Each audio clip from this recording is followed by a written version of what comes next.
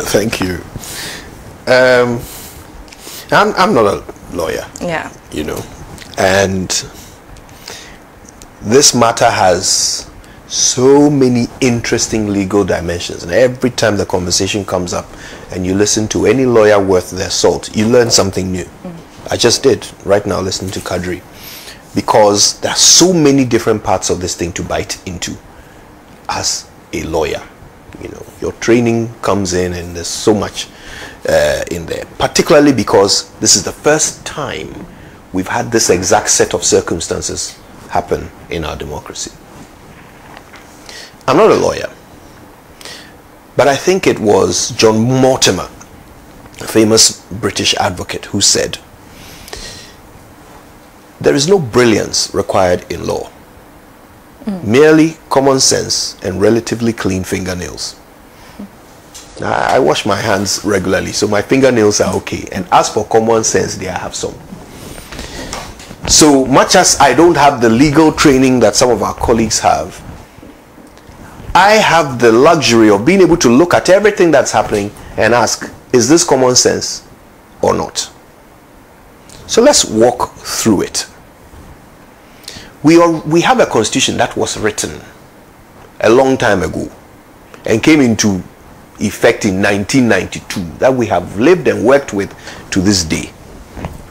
That constitution has laid out some very simple conditions under which a member of parliament would lose their seat. Very clear in English. In fact, it is so clear that we have applied it under this fourth constitution, under this fourth republic, thank you, several times without any question or ambiguity. Several times. So what was different this time?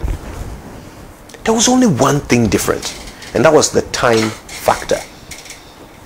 The fact that these vacancies became an issue within a certain 60-day window during which no by-election could be held. That is it. If this had happened at any other time during the year, any other time during the life of this government, there would have been no issue. We would have simply read the constitution. Okay, these people have left their party, so let's replace them. Then we would go to the constituency, hold by-elections, and replace them. Case die. But we can't do that. So the declaration of vacancy changes the balance of power, because we've always had this very close, these close numbers in parliament. That is all. That is the only unique situation that has given birth to this sudden confusion among lawmakers about what the law means. That's it. So you walk through this thing, and I mean, first of all, you don't understand where is the confusion. The constitution has said it, that if you came into parliament on the ticket of a party, and at any point you leave that party, you lose your seat. The end. Michael Kwe reinforced this with his ruling, which I will be honest with you, I didn't agree with, because it didn't match my idea of democracy. Right. I was thinking, I've voted someone in. We don't necessarily vote for members of parliament based on their party, as you can tell, because in many constituencies, it's not the person who wins the presidency who is not the same party that that gives the president to that constituency that gives their MP. Very often the MP comes from a different person. So we know that Ghanaians are not always voting for a party. They are usually voting for a person. So with that in my mind, I thought that the ruling didn't really cement our democracy. Again, I'm talking common sense, not law. However, he made the ruling. They abided by it. It stood. So we all came to understand that if you leave your party, you leave parliament. Okay. So at this point, forget about the time difference or the time frame that creates this sudden tension.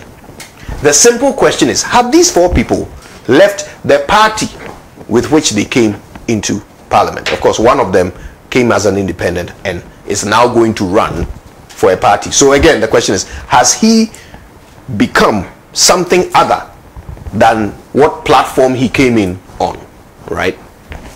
The same question applies to all four. Has it happened or not? That is a common sense question. It's not a matter of how you read the Constitution. The Constitution, the English is clear. The question is, has it happened or not? That's common sense. So what do you look at? Okay, how does a person leave their party? Right. Well, you can take the MPP to start with. Their Constitution is also very clear on how you leave their party. If you declare support for someone other than their candidate, you've left the party. If you yourself run for office on a platform other than their party, you've left the party. It's there, it's there, they've written it. Yeah. And they have even added a very helpful word, automatically. It's there.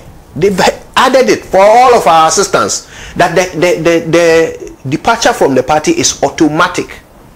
It doesn't require some people to sit down and ask, has he left or not? And then decide that, okay, he has left. Yeah. No, the leaving is automatic. And we saw it applied when Alan Chamantin left and some people declared support for him. Hope Senadoye and co. Yes. Yabuabe and Samoa or Hininto, your fantastic four. Yeah. Yes. Is it? Yeah. Exactly. Wow. I don't remember the fourth guy. But it was automatic. The party wrote to them. They said, look, you have automatically left us. So bye-bye. They didn't say, we have sat down and thought about it. And the way the thing looks, it be like you left. No. They say you've automatically left. So we all understand what it means to leave the party. So if what's the name of the lady? Cynthia Thompson or Morrison? Cynthia Morrison. Morrison. Thank you very much. So if Cynthia Morrison gets up and goes to the Electoral Commission and fills a form that says that she's going to run as an independent in a constituency where someone else has filled a form to run for MPP. So she's going to run against this person. Has she left the party or not? She has, automatically. Thank you. This is common sense. When you are filling the form, they ask you which party you belong to. Yeah. Did she write MPP? No. So is it, I mean, am I the only one who doesn't get this? Yeah. Am I the only one with clean fingernails? And it's clear, is it not? It is. But suddenly, because of time constraint, we don't understand. So we have to go and ask Supreme Court. Okay. But is it really because of time constraints? Listen, if this had happened at any other time, the solution would simply have been to go and do a by-election. Right. It has happened in a window during which they cannot do by-elections. So whatever happens will be the state of Parliament until Parliament expires. Right. So yes, it's time frame that has suddenly caused everybody to be confused. If it wasn't for that, we would have been able to read the English the way we read it in all the other examples of this thing happening in the past. So they went to the Supreme Court. And in fact, Afenyo Makin went to the Supreme Court before the Speaker ruled. Yes. Right? He went to seek interpretation for an event that had not yet happened. The Speaker then came and gave his, and you see, I keep wanting to say he gave a ruling. But the lawyers too don't agree on that. Some of them say that he gave a declaration. But what's the difference? Procedural term or in Parliament during their proceeding? What's the term given to the speakers? It's not everything the Speaker says that is a ruling. It's a ruling, right? Yeah. Sometimes he simply announces something. For example, he will say, we have a quorum. Okay. Or we don't have a quorum. That's not a ruling. He's simply stating the fact. After counting the votes, we have a quorum. Like counting the heads, we have a quorum. He's just announcing the state of affairs. He's not giving a ruling. And the understanding of a ruling is that you have said something that must now be enforced, right? Some things, so if you are driving along, you are supposed to have a driver's license in order to drive. So if a policeman stops and asks for your driver's license, and you show him the driver's license, and he says, oh, okay, you have one, that means you can drive. Has he made a ruling? No. No, he has simply stated the law. Obvious. The obvious fact that you are allowed to drive because you have a driver's license. So go ahead. Now, some argue that that is what the speaker did. He simply stated the obvious, that these people have left their party. That means we have vacancies. Right? He didn't make a ruling that must now be enforced. That's what some people argue. Other people too say, no. It must be enforced. If Cynthia Morrison then walks into Parliament the next day and sits down, someone must throw her out. That would be enforcing what Bagman said. Yeah. So by that argument, it's a ruling. These are the fun things that the lawyers are doing. But me, I'm looking for the common sense.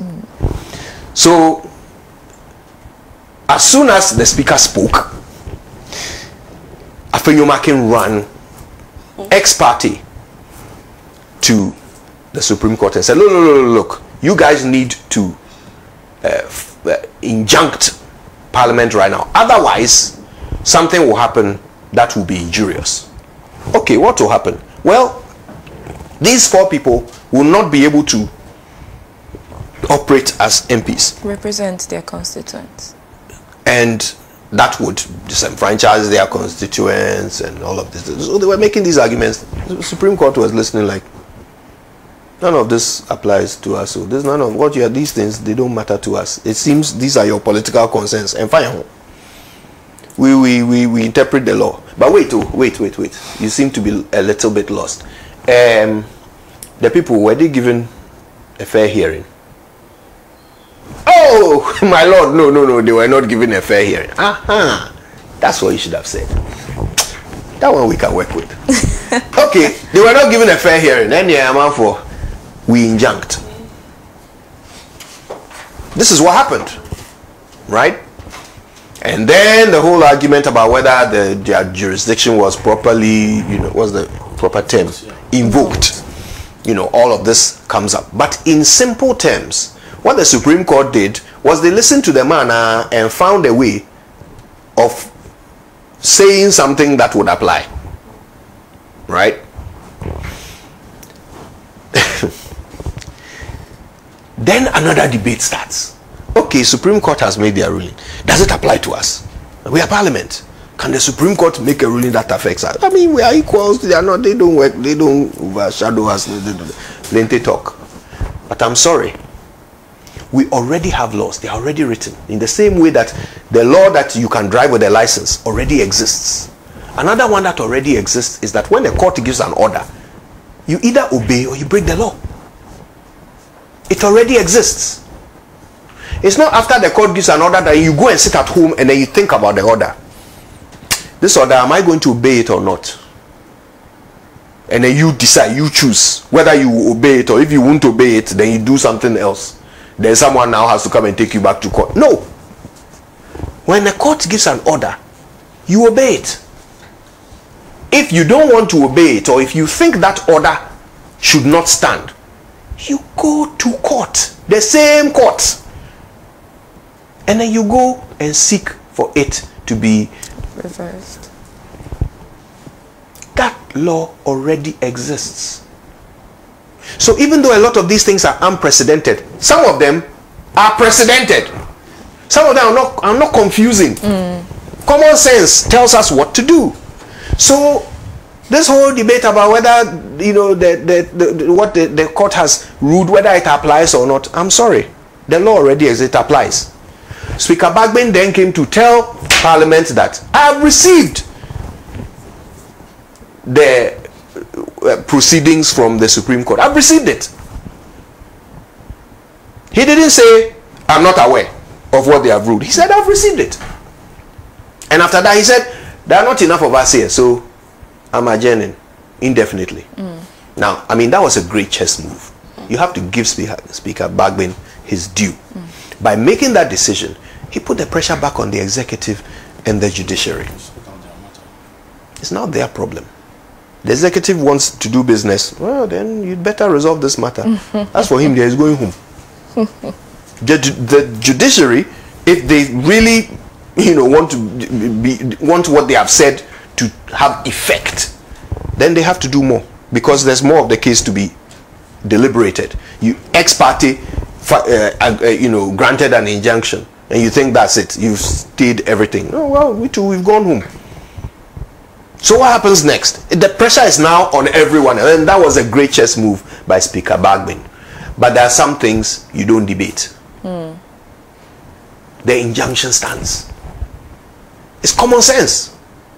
And if you decide to disobey it, you commit what? A high crime. Contempt, yeah. Contempt of court. But contempt of Supreme Court is a high crime. Yeah. Is it not? Yeah, But so for me, these things are clear. They are. It's there. It's already written. Seeking to debate it, you're wasting everybody's time. Right. So now we have this situation where, if we are going by common sense, there has been an injunction filed, but then the next level 2 comes out. Okay, can you file an injunction on something that has already happened? The idea of an injunction is that you are preventing something from happening. Right. But if it's already happened, does an injunction have any effect on it? So we go back to our analogy of the driver's license person. Right.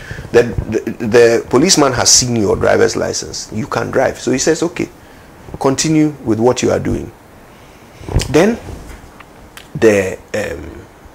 he gets a call on his walkie-talkie after you've driven off. A call on his walkie-talkie that Ohima's driver's license, it shouldn't allow her to drive, so stop her. But Ohima is gone. How does he stop Ohima? Right? So bring that analogy back to Parliament. The suggestion is that the Speaker has made the ruling. The seats are vacant. So what are you injuncting? The seats are vacant. Very interesting. See, so look, me, all I'll say is this, and I'll wrap up on this. I've talked a lot. Look, if all this back and forth was for a good cause, and I would have patiently endured it. Yeah. But don't use it for anything sensible. Even if the NDC became the majority, don't use it for anything sensible. But they have even started working in, I mean... What will they do with it? What will they do with it? Stop the e-levy? No, and also they are petitioning to repeal the regulation that gives rights for mining in forest reserves. And yes, that will only happen if the NDC is in majority? No, I mean... Numbers do matter though. No. Will it only happen if the NDC is in majority? Has the MPP not committed to doing the same thing?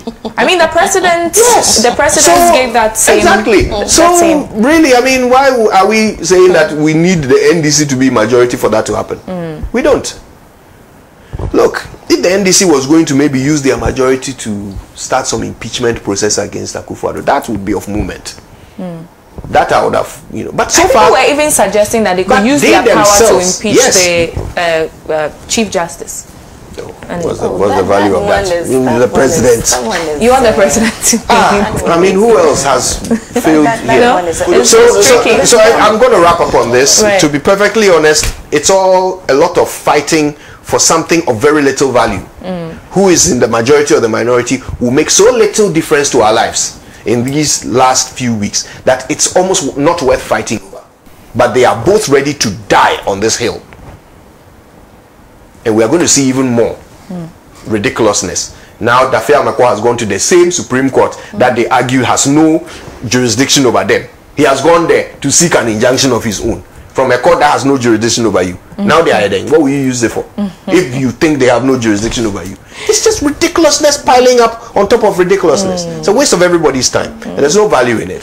Please, let's follow common sense. Right, we'll follow common sense.